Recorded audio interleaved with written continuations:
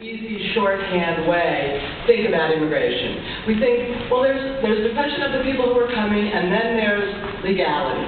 There's immigration, and there's security. I think these are false dichotomies. And what I'd like to talk to you in my 10 minutes today is to show just why that's a false dichotomy and how false it is. You know, once upon a time, an immigration debate used to be between the people who thought immigrants were good and the people who were frightened of immigrants. Today, the debate very often, in a kind of lazy shorthand way, falls into the people who think immigration is good, and then on the other side, the people who think security is good. And the truth is, and it's really thanks to the President and to senators like Senator Martinez and Senator Hutchinson who've been thinking about this in a more creative way, we don't have to choose between immigration and security. We don't have to choose between prosperity and the rule of law.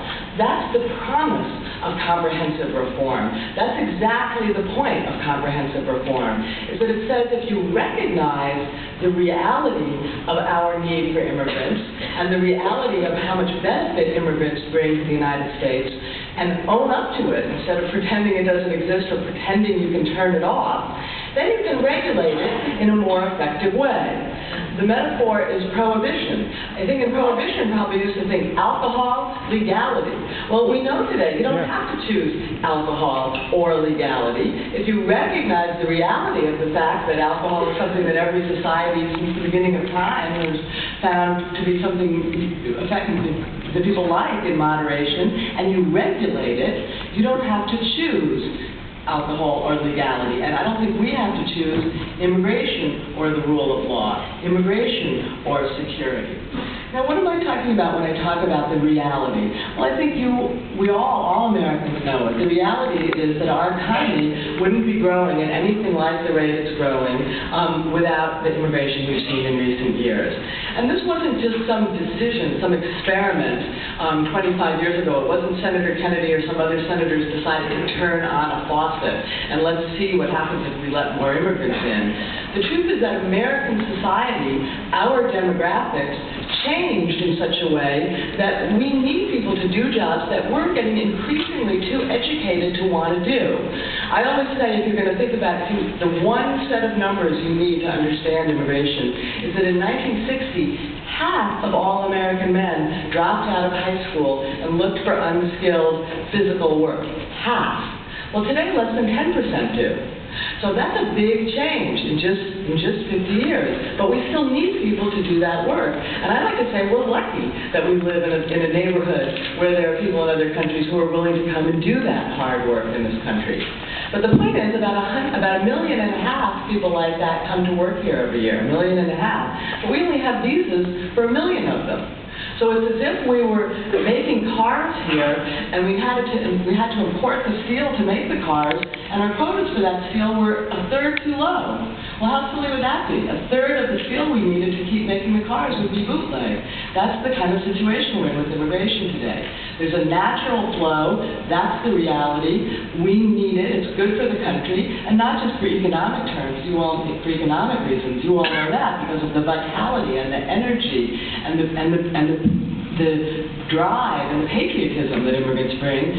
We need them and they're good for the country, but we're pretending we don't need them and pretending we can have these low quotas, and that's what creates this problem of the illegality. So, you know, the simple solution is let's recognize the need, let's bring the quotas more into line with the reality, and we can have the immigration and the rule of law too. That's what we mean when we talk about comprehensive reform. You know, we all make it sound complicated. I talk about 3 pillars, and the President talks about 5 pillars, and other people talk about all the interlocking parts. It's not that complicated. It's about recognizing the reality of our needs and the benefits that immigrants bring to the country and owning up to that. Now, of course, there are many complicated, finer point questions. When we raise those quotas, are we going to allow the people to stay temporarily, or are we going to ask them to stay only temporarily, or are we going to ask them to allow them to stay permanently eventually, temporary or permanent? What do we do about the people already here? If we're going to go to a more realistic, honest system of realistic laws, honestly enforced, what are we going to do about the 12 million people already here? I think the answer is to allow them to come forward and own up on what they've done in the past and earn their way to legal status.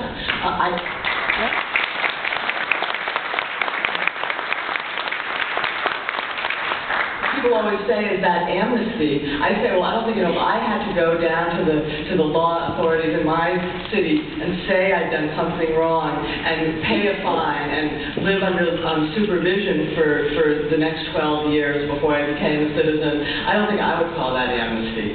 But the point is, we do have to have a negotiation where we decide what kinds of requirements we want them to meet in order to get onto the right side of the law. And we need it as a country, because we need to know where they are and who they are. We can't have the population the size of, I would say, the size of Pennsylvania, living outside of the reach of the rule of law. But the good news is, we, on this podium, I think all pretty much, as you've heard, agree on what has to be done.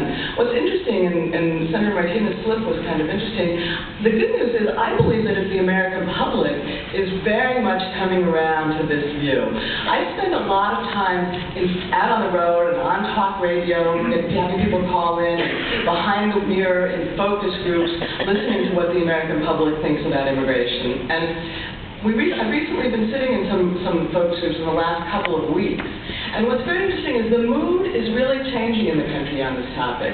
Last year, people would come into the focus groups, and for the first 45 minutes, they would vent. They would pound on the table, and they would use little swear words, and they would say, send them home and secure the border, and what about the emergency room, and what about the school system? And then after about 45 minutes, they would get around to what's the practical answer. And I used to be encouraged last year because they were getting around to what's the practical answer, even if it took 45 minutes. Well, what's interesting is that this year, maybe because they've heard their senators debating it, maybe because they watched it on TV and thought about it, maybe because, I don't really know why, they come in and in the first 5 minutes, people say, what's the answer? People don't need to vent in the same way. Sure, people are anxious about the future and aren't sure what the future is going to look like with the rates of immigration we have, and I think we have to reassure them about that, and partly by having a more robust program to help immigrants become full-fledged Americans. But people get very quickly to what's the answer. And, gosh, we do have to register them and make them accountable. These are conservatives and focus groups talking about the 12 million. So I'm really encouraged that there's a growing consensus on both sides of the aisle in Washington that there is a mood for compromise and to do the hard work in the back room that Senator Martinez and others are doing in these weeks, that the public wants it. I think that not just Latinos, but your ordinary soccer mom and dad voters really think it's time to solve this problem, and they want to see it solved. So I don't think we have to choose I don't think we're going to have to go on very much longer as a country thinking that we're choosing between immigration and legality. I think we're on the verge of fixing the system so that we can have both and have all the benefits and the prosperity and the spirit that immigrants bring to this country. It's really thanks to the hard work that these two senators and others are doing. I'm hopeful about the future, and I hope that you all too are too.